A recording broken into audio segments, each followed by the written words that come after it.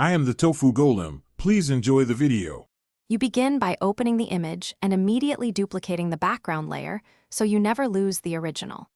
Once done, check Image Resize to set resolution and canvas for your final use, print or web. Make sure to name layers clearly and enable history for undue safety. You're preparing the workspace to avoid mistakes later, which speeds edits and makes comparisons easy.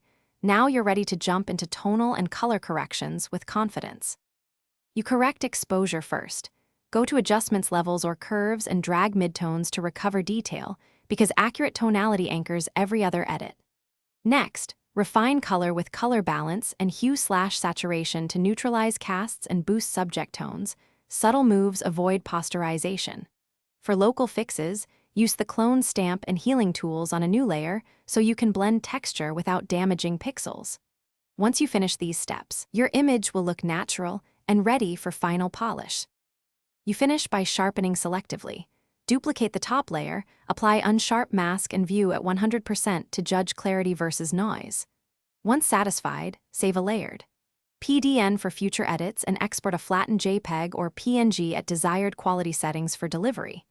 If something goes wrong, halos, grain, or color shifts, undo, lower the effect strength, or use a gentle noise reduction before reapplying. This approach preserves detail while avoiding common export pitfalls and keeps a safe.